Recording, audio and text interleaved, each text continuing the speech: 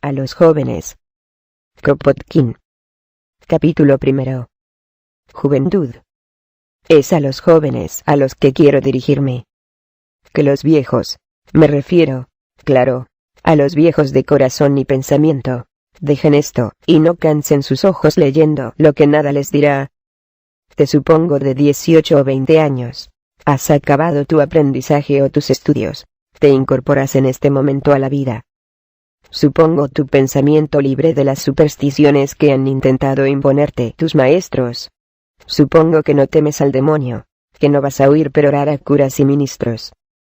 Y también que no eres un petimetre, uno de esos tristes productos de una sociedad en decadencia que despliegan sus pantalones bien cortados y sus gestos simiescos en los parques, que incluso a su temprana edad, solo desean insaciable placer a cualquier precio.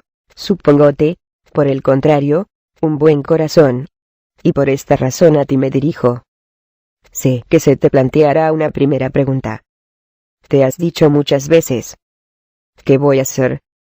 De hecho, cuando un hombre es joven, comprende que después de haber estudiado un oficio o una ciencia varios años a costa de la sociedad, no lo olvides, no lo ha hecho para utilizar lo adquirido como instrumento de pillaje en beneficio propio, y ha de ser realmente un depravado, estar del todo corrompido por el vicio, si no ha soñado aplicar un día su inteligencia, su capacidad, sus conocimientos a ayudar a la liberación de los que se arrastran hoy en la miseria y la ignorancia. Eres uno de los que han tenido esa visión, ¿verdad? Pues bien, veamos lo que has de hacer para convertir en realidad tus sueños. No sé en qué clase social naciste. Quizás te favoreció la fortuna, y pudiste centrar tu atención en el estudio de la ciencia. Quizás seas médico, abogado, hombre de letras o científico. Ante ti se abre ancho campo. Entras en la vida con amplios conocimientos, con una inteligencia adiestrada. O quizás seas solo un artesano y tus conocimientos científicos se limiten a lo poco que aprendiste en la escuela. Has tenido, sin embargo, la ventaja de aprender directamente que la suerte del trabajador de nuestro tiempo es una vida agotadora de trabajo. Fin del capítulo 1. Juventud. A los jóvenes. Kropotkin. Capítulo 2. A los médicos. Me detengo en el primer supuesto, ya volveré al segundo. Supongo pues, que has recibido educación científica. Supongamos que piensas ser médico. Mañana un hombre vestido pobremente vendrá a buscarte para ir a ver a una mujer enferma. Te conducirá a una de esas callejuelas donde los vecinos de enfrente casi pueden darse la mano sobre las cabezas de los transeúntes. Subes en una atmósfera hedionda a la temblorosa luz de una lamparica mal ajustada. Subes 2, 3, 4, 5 tramos de sucias escaleras. Y en una habitación oscura y fría encuentras a una mujer, enferma tendida en un jergón cubierta de sucios andrajos. Lívidos y pálidos niños, tiritan bajo escasas ropas, y te miran con grandes ojos muy abiertos. El marido ha trabajado toda su vida 12 o 13 horas diarias en no importa qué. Ahora lleva parado 3 meses. Estar parado no es raro en su oficio. Pasa todos los años, periódicamente. Pero antes, cuando estaba parado, su mujer salía a trabajar como asistenta, quizás a lavar tus camisas. Ahora lleva en la cama 2 meses, y la miseria atenarza a la familia con todo su sórdido horror. ¿Qué receta harás a esa mujer enferma, doctor? Has visto inmediatamente que la causa de su enfermedad es anemia general, falta de buenos alimentos, falta de aire fresco. Le recetarás un buen filete cada día. Un poco de ejercicio en el campo. Un dormitorio seco y ventilado. ¡Qué ironía! Eso ya lo habría hecho, de poder, sin esperar tu ayuda. Si tienes buen corazón, trato franco y pareces honrado, la familia te contará algunas cosas. Te dirán que la mujer que está al otro lado del tabique, cuyas toses te destrozan el corazón, es una pobre planchadora, que un tramo de escaleras más abajo todos los niños tienen fiebre, que la lavandera que ocupa la planta baja no llegará a la primavera, y que en la casa de al lado aún están peor. ¿Qué dirás tú a esos enfermos? Les recomendarás dieta abundante, cambio de aires, menos trabajo agotador. Te gustaría poder hacerlo, pero no te atreverás, y saldrás de allí con el corazón destrozado, y una maldición en los labios. Al día siguiente, cuando cavilas aún sobre el destino de los habitantes de aquella casa miserable, tu colega te dice que el día anterior vino un mensajero a avisarle, esta vez en un carruaje.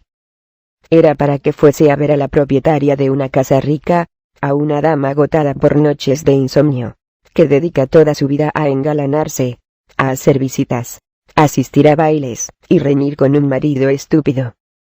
Tu amigo le ha recetado una forma de vida menos absurda, dieta más suave, paseos al aire libre, humor equilibrado, y, para compensar un poco la falta de trabajo útil, algo de gimnasia en su cuarto. La una está muriendo por no haber tenido comida suficiente ni descanso bastante en toda su vida. La otra se consume porque nunca ha sabido lo que es el trabajo.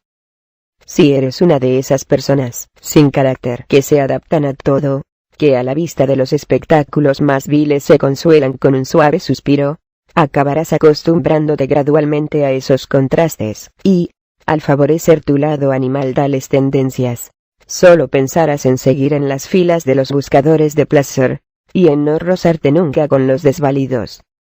Pero si eres un hombre, si traduces tu sentimiento en acción voluntaria, si en ti la bestia no ha aplastado al ser inteligente, volverás un día a casa diciéndote: no, es injusto.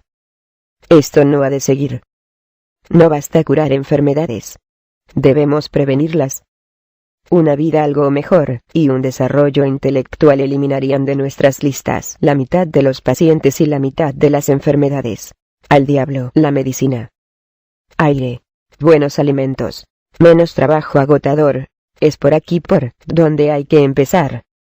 Sin todo esto, la profesión de médico no es más que farsa e hipocresía.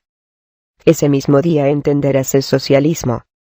Desearás conocerlo totalmente, y si altruismo no es para ti una palabra vacía de significado, si aplicas al estudio de lo social la inducción rígida del filósofo de la naturaleza, acabarás en nuestras filas, y trabajarás, como nosotros, por traer la revolución social. Fin del capítulo 2. A los médicos. A los jóvenes. Kropotkin. Capítulo 3. A los científicos. Pero puede que digas: los simples asuntos prácticos pueden irse al diablo. Como astrónomo, como fisiólogo, como químico, me dedicaré a la ciencia. Es un trabajo que siempre rinde frutos, aunque solo sea para las generaciones futuras. Intentemos comprender primero lo que buscas al consagrarte a la ciencia. Es solo el placer inmenso, sin duda, que obtenemos estudiando la naturaleza y ejercitando nuestras facultades mentales.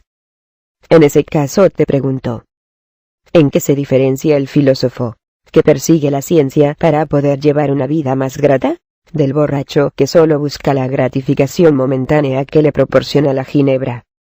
El filósofo ha elegido, sin duda, mucho más sabiamente su placer, pues le permite una satisfacción mucho más honda y perdurable que la del ebrio. Pero eso es todo.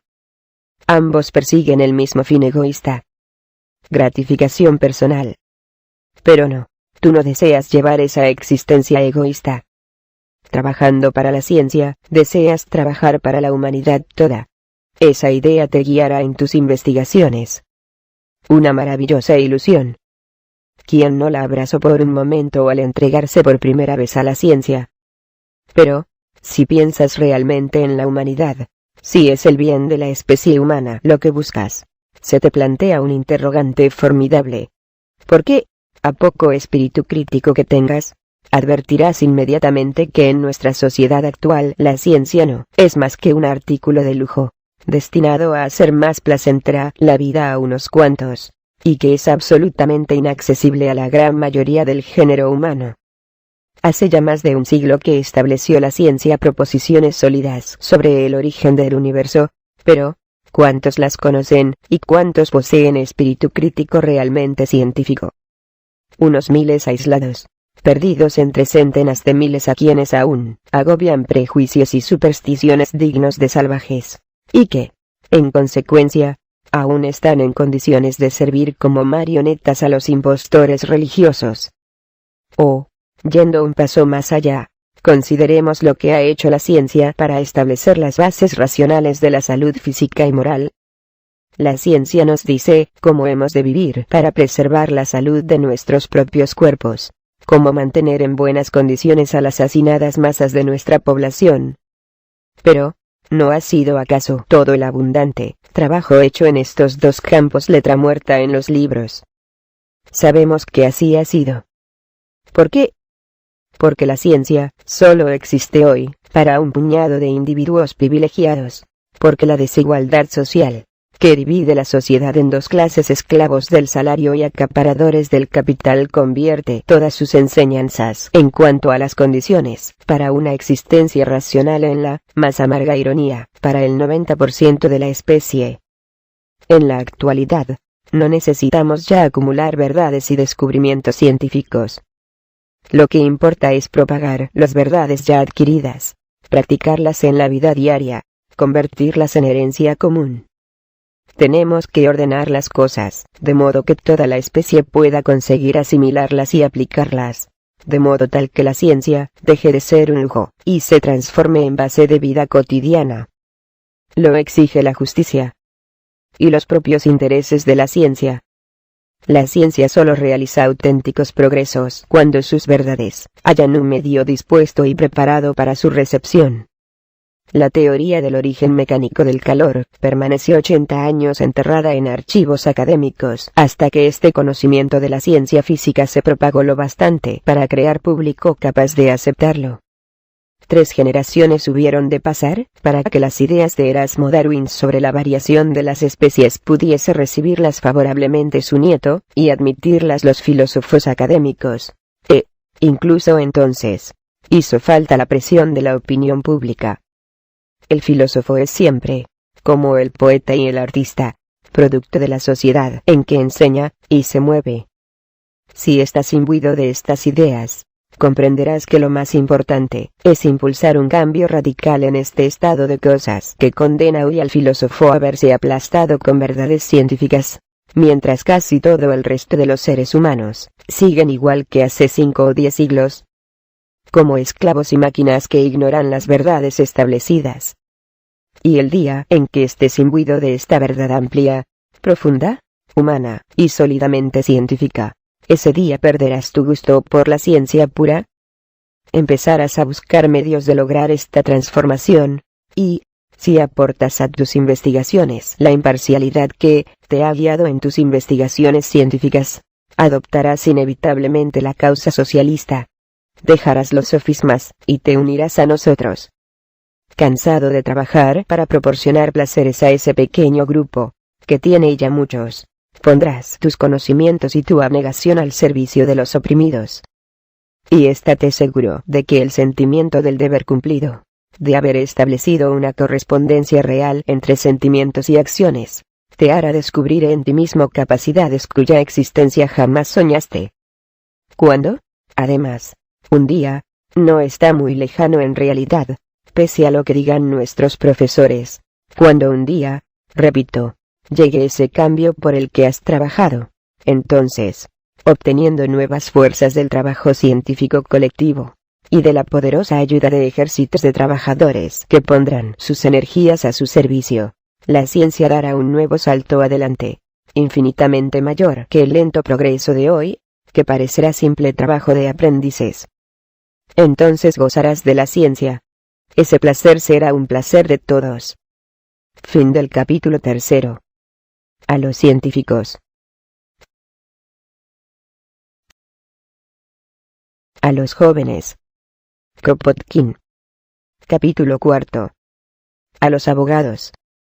Si has acabado de estudiar Derecho, y estás a punto de entrar en el foro, quizás tengas también algunas ilusiones en cuanto a tu actividad futura. Doy por supuesto que eres un individuo de espíritu noble, que sabes lo que significa el altruismo. Quizás pienses: dedicaré mi vida a una lucha incesante y vigorosa contra toda injusticia. Consagraré todas mis facultades al triunfo de la ley, expresión pública de suprema justicia. Puede haber carrera más noble. Inicias la tarea real de la vida, confiando en ti mismo, y en la profesión que has elegido. Muy bien. Acudamos a cualquier página del código, y veamos lo que te dirá la vida real. Tenemos un rico propietario. Exige el desahucio de un campesino, un arrendatario, que no ha pagado su renta. Desde el punto de vista legal, el caso no ofrece dudas.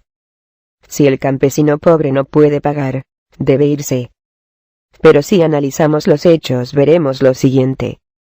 El terrateniente ha derrochado sus rentas en juergas y placeres. El arrendatario ha trabajado duramente día a día. El terrateniente no ha hecho nada por mejorar su finca. Sin embargo, su valor se ha triplicado en 50 años debido al aumento del precio de la tierra por la construcción de un ferrocarril, por la apertura de nuevas carreteras, por el drenaje de una marisma, por el cercado y el cultivo de tierras sin cultivar. Pero el arrendatario, que ha contribuido notablemente a este aumento de precio, se ha arruinado. Cae en manos de usureros, y agobiado de deudas, no puede ya pagar al terrateniente. La ley, siempre del lado del propietario, es muy clara. El terrateniente está en su derecho. Pero tú, a quien las ficciones legales aún no han ahogado el sentimiento de justicia, ¿qué harás? ¿Aceptarás que debe arrojarse a los caminos al labriego, tal como la ley ordena? ¿O pedirás que el terrateniente le devuelva todo el aumento de valor de la propiedad debido a su trabajo, según decreta la equidad? ¿Qué partido tomarás? ¿El de la ley contra la justicia, o el de la justicia contra la ley? ¿O qué partido tomarás cuando los trabajadores se declaren en huelga contra un patrón sin notificárselo? El de la ley, es decir, el del patrón, que aprovechándose de un periodo de crisis, ha obtenido vergonzosos beneficios. O contra la ley, pero del lado de los trabajadores que recibieron solo durante ese tiempo míseros salarios, y vieron languidecer ante sus ojos a sus mujeres e hijos. ¿Defenderás esa burda farsa que llaman libertad de contratación? ¿O defenderás la equidad, que dice que un contrato establecido entre un hombre que ha comido bien y otro que vende su trabajo para poder subsistir escasamente, entre el fuerte y el débil, no es en absoluto un contrato? Consideremos otro caso. Aquí, en Londres, un hombre entra en una carnicería, roba un filete y sale corriendo. Detenido e interrogado, resulta ser un artesano sin trabajo, y que llevan, él y su familia, 4 días sin comer. Se pide al carnicero que le deje libre, pero el carnicero exige que la ley se cumpla. Presenta denuncia y el delincuente es condenado a 6 meses de cárcel. No se revela tu conciencia contra la sociedad cuando sabes que se pronuncian sentencias similares a diario.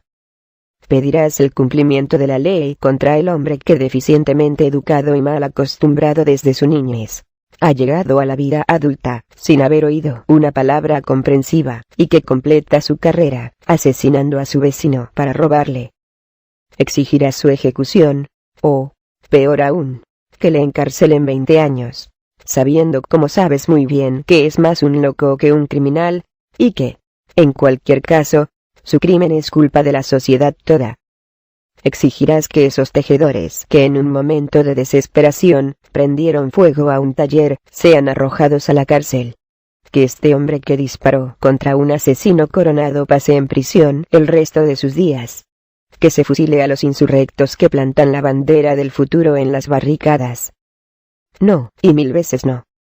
Si razonas, en vez de repetir lo que se te enseñó, si analizas la ley y desnudas las nebulosas ficciones con que la han envuelto para ocultar su auténtico origen, que es el derecho del más fuerte, y su substancia, que ha sido siempre la consagración de todas las tiranías transmitidas a la especie humana a lo largo de su larga y sangrienta historia.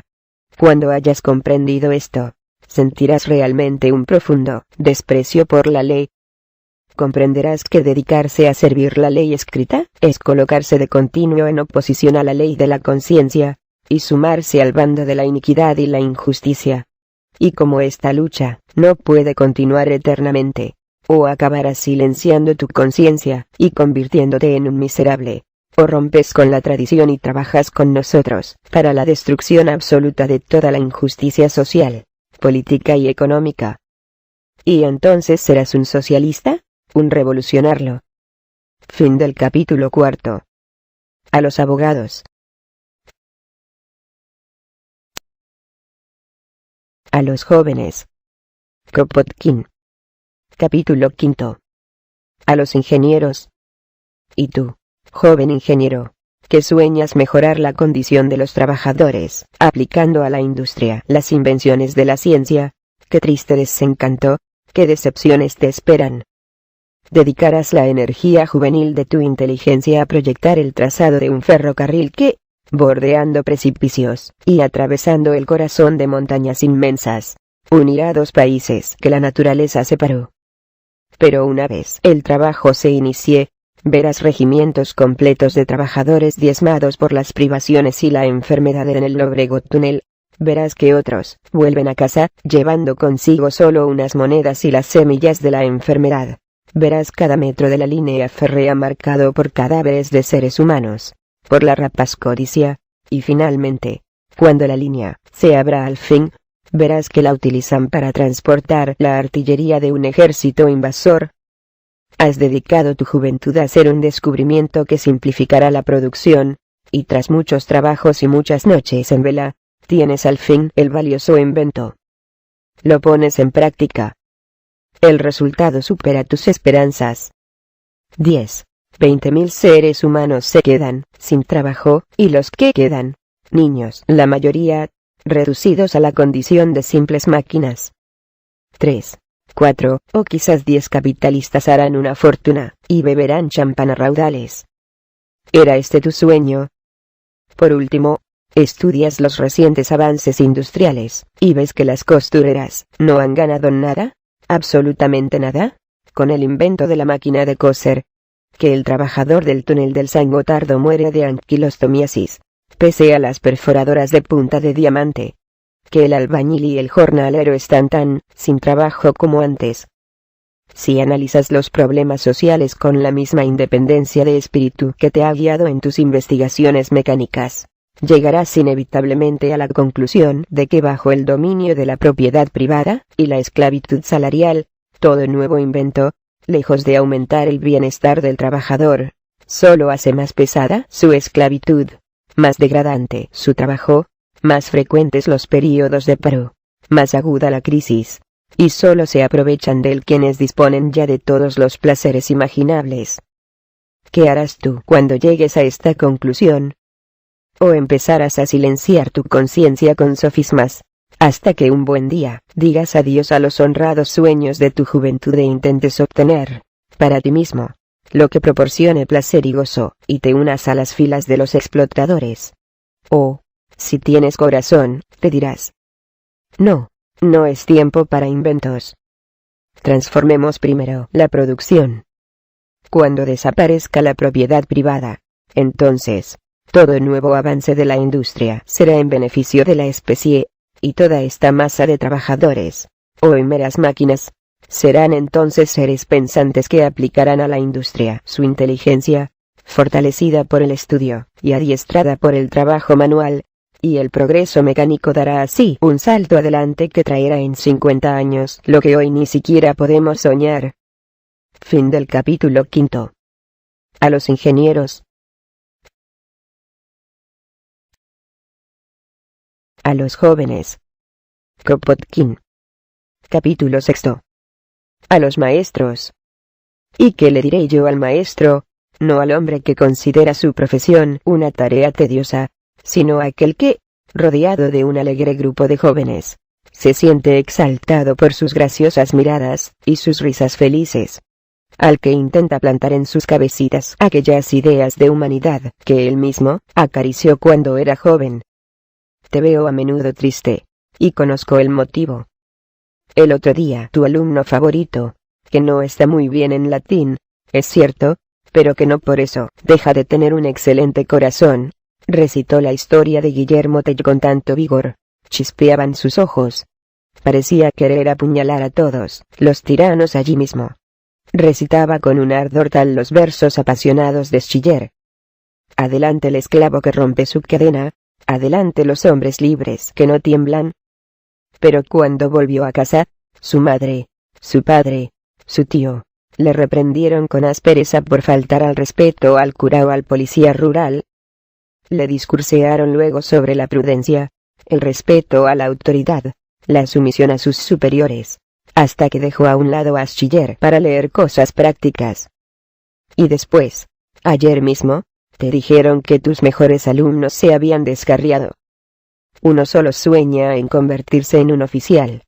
Otro, de acuerdo con su patrono, roba a los trabajadores de sus parcos salarios.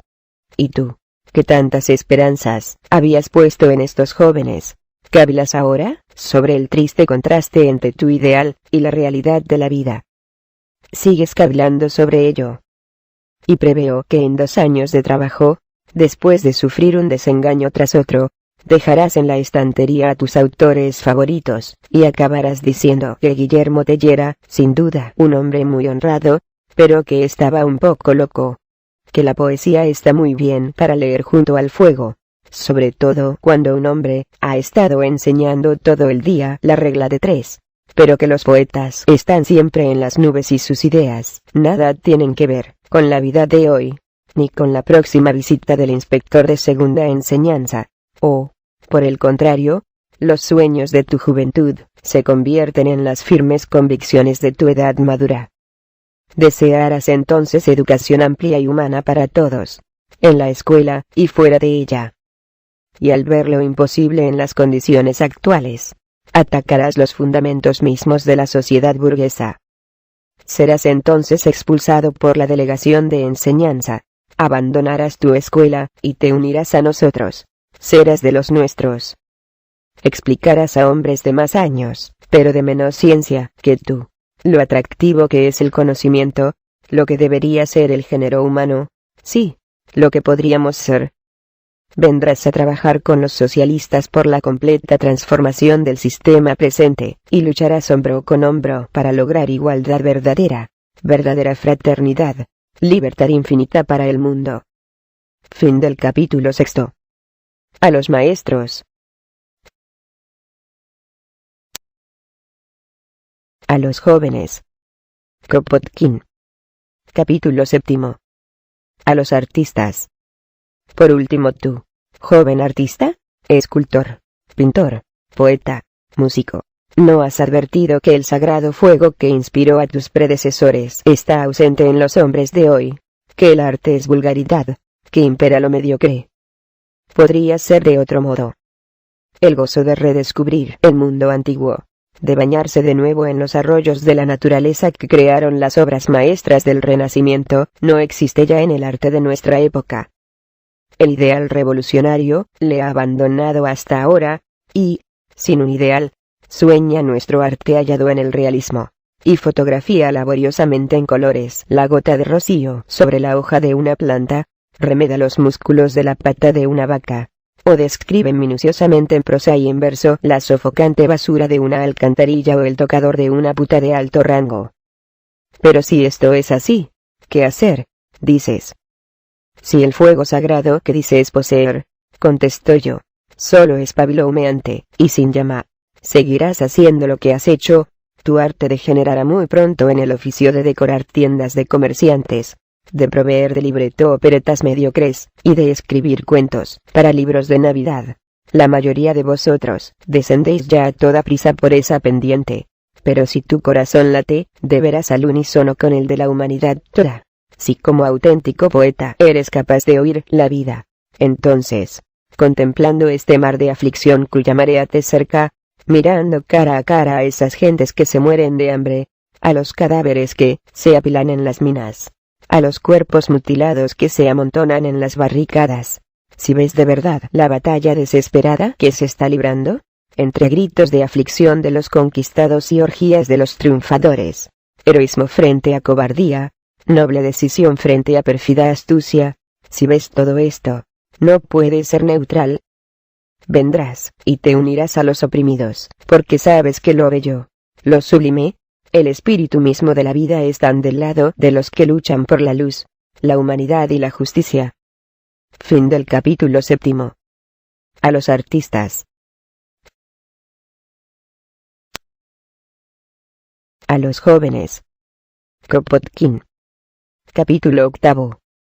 Lo que puedes hacer. Al fin me mandas parar. ¿Qué demonios? Dices. Pero si la ciencia abstracta es un lujo y la práctica de la medicina una farsa. Si ley significa injusticia, y los inventos mecánicos son puros instrumentos de robo. Si la escuela, a diferencia de la sabiduría del hombre práctico, no va a servir de nada, y el arte, sin la idea revolucionaria solo puede degenerar, ¿qué hacer?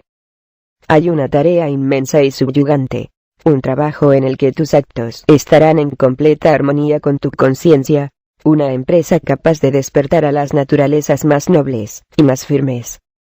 ¿Qué tarea? Dices. Escucha. Se abren ante ti dos caminos. Puedes corromper tu conciencia para siempre, y acabar diciendo un día: ¿qué me importa la humanidad mientras yo goce plenamente de todos los placeres y la gente sea tan idiota como para permitírmelo? O puedes unirte a las filas de los socialistas, y trabajar con ellos por la completa transformación de la sociedad. Este es el resultado inevitable del análisis hecho. Tal es la conclusión lógica a que todo ser inteligente ha de llegar, si juzga con ánimo imparcial lo que ve en torno suyo, y desecha los sofismas que le sugieren la educación de clase media, y los puntos de vista interesados de la familia. Cuando se llega a esta conclusión, se plantea un interrogante. Abrir interrogación: ¿qué hacer? Fácil es la respuesta. Abandona el medio en que vives, y en el que suele hablarse de los obreros como de un atajo de bestias. Únete al pueblo y el interrogante se aclarará por sí. Descubrirás que, en todas partes, tanto en Inglaterra como en Alemania, lo mismo en Italia que en Estados Unidos, donde hay clases privilegiadas y oprimidos, se desarrolla un vigoroso movimiento entre las clases trabajadoras. Un movimiento que busca destruir para siempre la esclavitud impuesta por los capitalistas, y echar los cimientos de una sociedad nueva basada en principios de igualdad y justicia.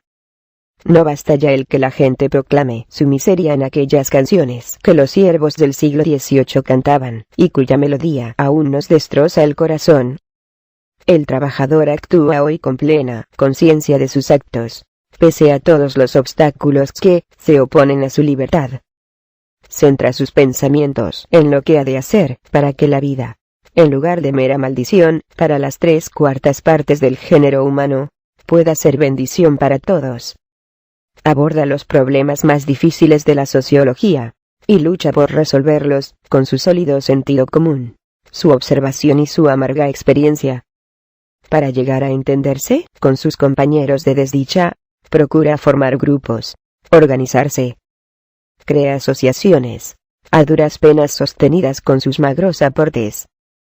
Intenta ponerse de acuerdo con sus camaradas por encima de las fronteras, y hace más que todos los vociferantes filántropos por acelerar el advenimiento del día en que las guerras entre naciones resulten imposibles. Para saber lo que están haciendo sus hermanos, para mejorar su conocimiento de ellos, para elaborar y propagar sus ideas, sostiene, y a costa de cuántos esfuerzos, una prensa obrera que lucha incesante, que trabajó, que constantemente exige reiniciarse, a veces para llenar los huecos que dejan la deserción, la flaqueza, la corrupción, las persecuciones, a veces para reorganizar las filas diezmadas por los fusiles y la metralla, a veces para reanudar estudios súbitamente interrumpidos por matanzas generalizadas. Dirigen los periódicos hombres que han tenido que arrancar a la sociedad migajas de ciencia, privándose del alimento y del sueño. Apoyan la agitación los céntimos que los trabajadores ahorran del mínimo estricto necesario para la vida. Y todo esto a la sombra del miedo constante a ver sus familias hundidas en la miseria, si el patrono se entera de que su trabajador, su esclavo, es socialista. Todo esto verás, si te unes al pueblo. Y cuántas veces en esta lucha incesante, ha exclamado en vano el trabajador, agobiado por el peso de sus dificultades. ¿Dónde están esos jóvenes que se educaron a costa nuestra, a los que vestimos y alimentamos mientras estudiaban? ¿Para quién construimos, doblando la espalda bajo pesadas cargas, y vacíos los estómagos, esas casas, esas academias, esos museos? ¿Para quién imprimimos, pálidos y famélicos, los magníficos libros que ni leer podemos? ¿Dónde están esos profesores que proclaman saber toda la ciencia de los hombres, y a cuyos ojos, sin embargo, la humanidad significa tanto como una especie rara de orugas? ¿Dónde están esos hombres que predican la libertad, y que jamás se alzan a defender la nuestra, que se aplasta a diario? ¿Dónde los escritores y poetas? ¿Dónde los pintores, ese atajo de hipócritas? En suma, que hablan del pueblo con lágrimas en los ojos, y que sin embargo jamás acuden a nosotros para ayudarnos en nuestra tarea. Unos disfrutan complacientes su situación de cobarde indiferencia. Otros, la mayoría, desprecian a la chusma, y están siempre dispuestos a aplastarla, si se atreve a atacar sus privilegios. De cuando en cuando, es cierto, aparece en escena un joven que sueña con tambores y barricadas, y que busca escenas y situaciones sensacionales, pero que deserta de la causa del pueblo en cuanto percibe que el camino de las barricadas es largo, que los laureles que cuenta ganar en el camino tienen también espinas. En general, estos hombres son aventureros ambiciosos que, tras fracasar en sus primeras empresas, buscan obtener los votos del pueblo, pero que más tarde serán los primeros en atacarlo, si se atreviese a intentar llevar a la práctica los principios por los que ellos mismos abogaron, y que quizás enfilen incluso el cañón contra el propietario, si se atreve a avanzar antes de que ellos, los dirigentes, den orden. Añadid a estos estúpidos insultos el desprecio soberbio y la calumnia cobarde de un gran número, y esa será toda la ayuda que los jóvenes de la clase media prestan al pueblo en su vigorosa evolución social. Y luego preguntas, ¿qué hacer? Hay tanto que hacer. Todo un ejército de jóvenes podría hallar campo sobrado para emplear todo el vigor de su energía juvenil, toda la fuerza de su inteligencia y de su talento, ayudando al pueblo en la vasta empresa que ha emprendido. ¿Qué hacer? Escucha. Vosotros, amantes de la ciencia pura, si estáis imbuidos de los principios del socialismo, si habéis comprendido el auténtico significado de la revolución que está llamando en este mismo instante a la puerta, ¿no veis que ha de remodelarse la ciencia toda para ponerla en armonía con los nuevos principios?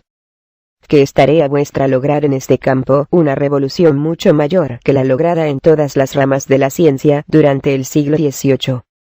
¿No comprendéis que la historia, que es hoy cuento de viejas sobre los grandes reyes, los grandes estadistas y los parlamentos, que la propia historia ha de escribirse desde el punto de vista del pueblo, y de la larga evolución de los seres humanos?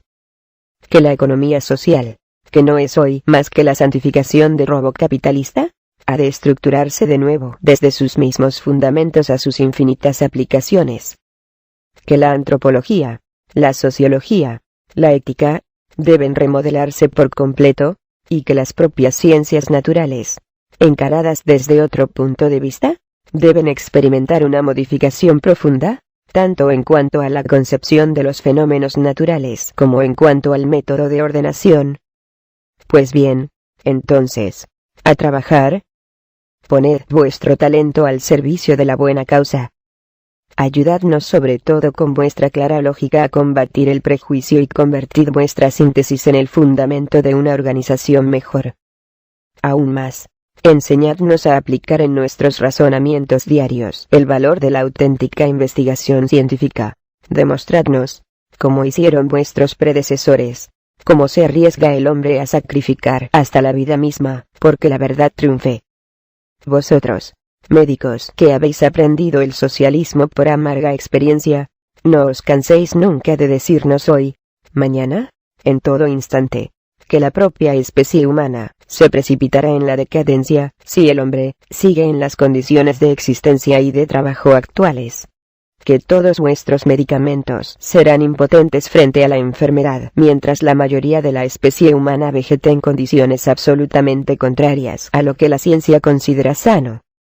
Convenced a la gente de que es la causa de la enfermedad la que hay que desarraigar, y mostradnos a todos que es necesario eliminarla. Venid, y con vuestro escalpelo diseccionad ante nuestros ojos con mano firme esta sociedad nuestra que se precipita en la putrefacción y la muerte. Explicadnos lo que debería y podría ser una existencia razonable. Insistid, como verdaderos cirujanos, en que ha de amputarse el miembro gangrenado para que no envenene el organismo todo. Vosotros que habéis trabajado en la aplicación de la ciencia a la industria, venid y decidnos con franqueza cuál ha sido el resultado de vuestros descubrimientos. Decid a los que no se atreven a avanzar con audacia hacia el futuro lo que las nuevas invenciones, lo que el conocimiento ya adquirido, lleva en su seno, lo que la industria podría hacer en condiciones mejores, lo que podrían producir los hombres fácilmente si trabajasen siempre con el objetivo de mejorar sus propias producciones. Y vosotros poetas, pintores, escultores, músicos, si entendéis vuestra auténtica misión y los mismos intereses del arte, venid con nosotros. Poned pluma, pincel y buril, vuestras ideas, al servicio de la revolución. Pintad ante nosotros, en estilo elocuente, en soberbios cuadros, las luchas heroicas del pueblo contra sus opresores. Inflamad los corazones de nuestra juventud con aquel glorioso entusiasmo revolucionario que inflamó las almas de nuestros ancestros. Contad a las mujeres qué noble vida es la del marido que dedica su vida a la gran causa de la emancipación social. Mostrad a los hombres qué odiosa es su vida actual, y señalad claramente las causas de su fealdad. Decidnos cómo habría de ser la vida racional, si no chocase, constantemente, a cada paso, con la locura y la ignominia de nuestro orden social presente. Por último, todos vosotros que tenéis ciencia, talento, capacidad, ingenio, si poseéis una chispa de comprensión, venid, y que vengan vuestros camaradas, venid, y poneos al servicio de quienes más os necesitan. Y recordad, si venís, que no lo hacéis como amos, sino como camaradas de lucha, que no venís para gobernar sino para ganar nuevo vigor vosotros mismos en una vida nueva que avanza incontenible a la conquista del futuro. Que venís menos a enseñar que a captar la aspiración de la mayoría, a adivinarla, a darle forma, y luego a trabajar, sin prisa y sin tregua, con todo el ardor de la juventud, y toda la prudencia de la madurez, para convertirla en vida real. Entonces, y solo entonces, llevaréis una existencia completa, noble, racional.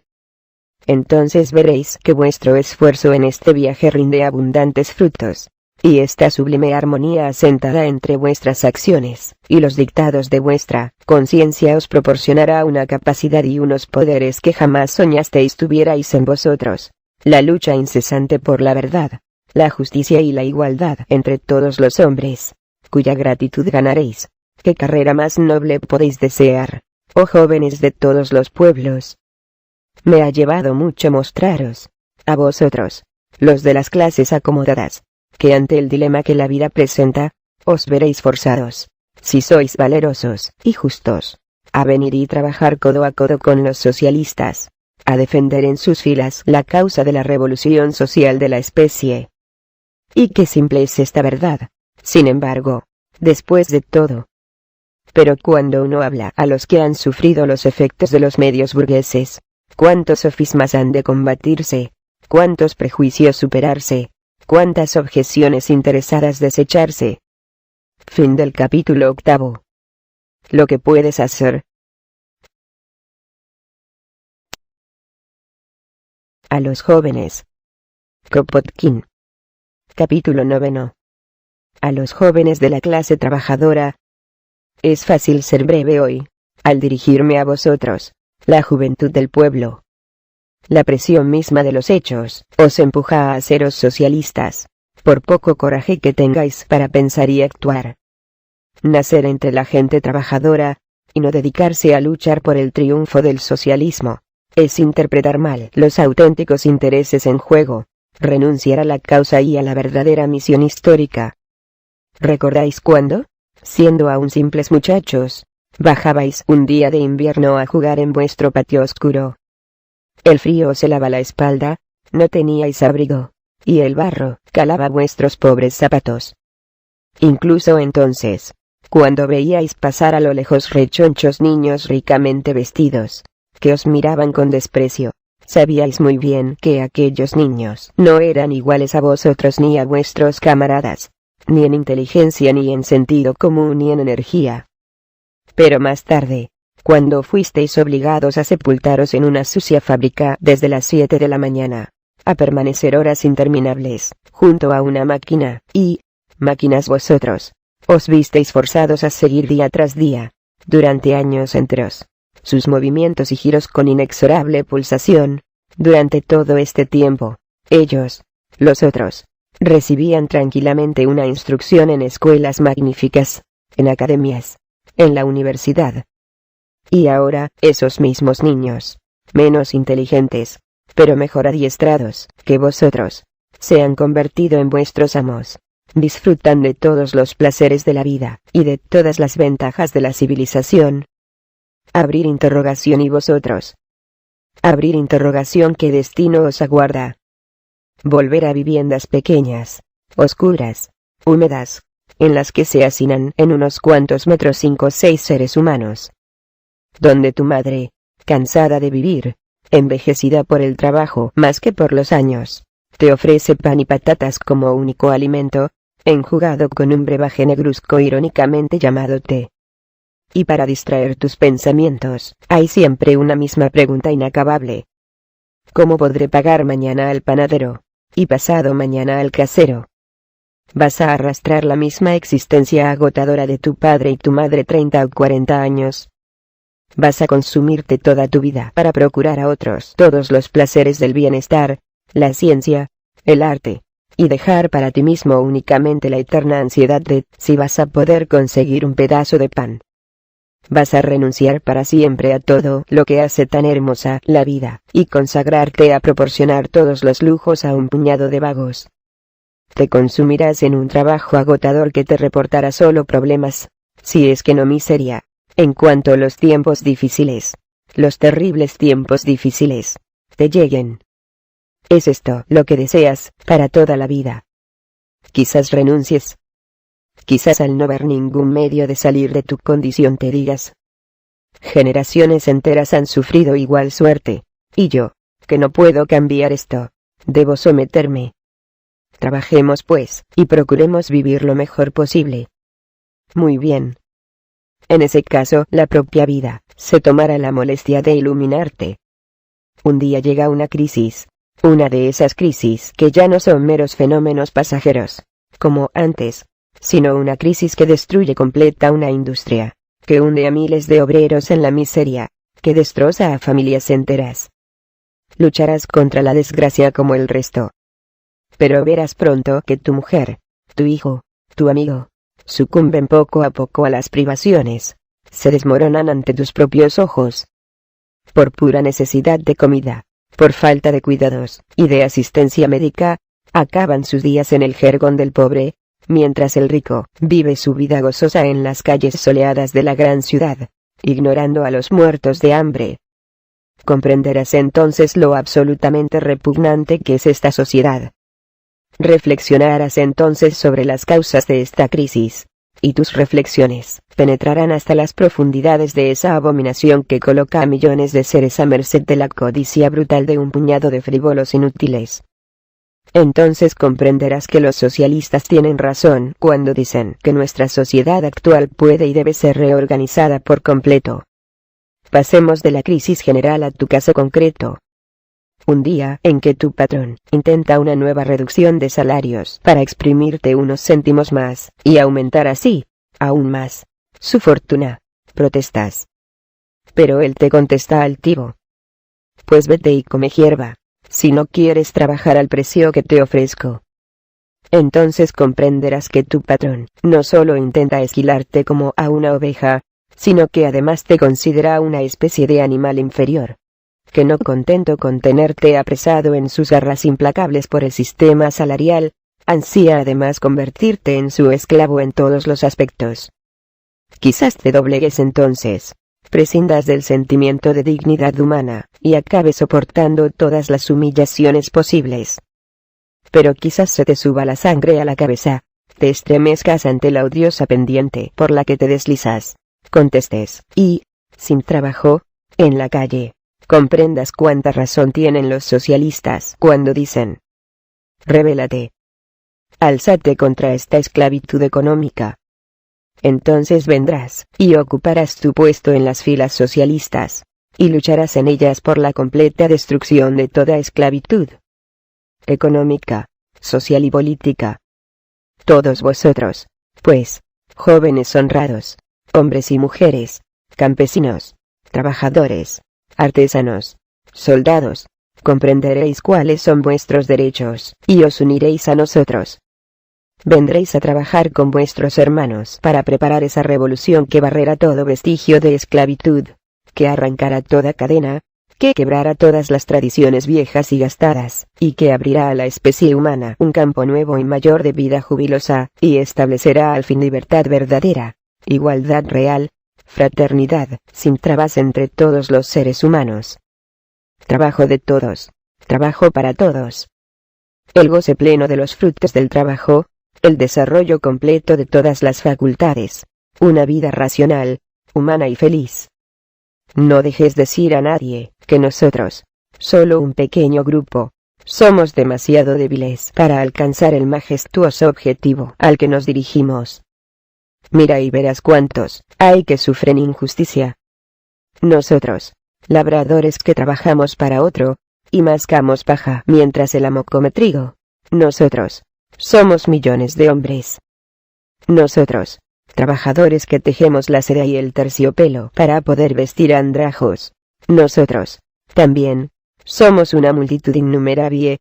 Y cuando el estruendo de las fábricas nos conceda un momento de reposo, inundaremos calles y plazas como el mar en una marea viva. Nosotros, soldados a quienes se conduce con una voz de mando, o a golpes. Nosotros, que recibimos balas para que nuestros oficiales consigan cruces y pensiones. Nosotros, también, pobres idiotas que no hemos sabido hasta ahora nada mejor que enfilar los fusiles contra nuestros hermanos. Solo tendríamos que volverlos atrás, hacia esos personajes emplumados y condecorados que son tan buenos como para mandarnos, para ver que una palidez de pavor cubriría sus rostros. Hay todos nosotros juntos, nosotros que sufrimos y somos insultados diariamente. Nosotros somos multitud infinita. Nosotros somos océano que puede abarcar todo y cubrir todo. Cuando tengamos la voluntad de hacerlo, en ese mismo instante, habrá justicia.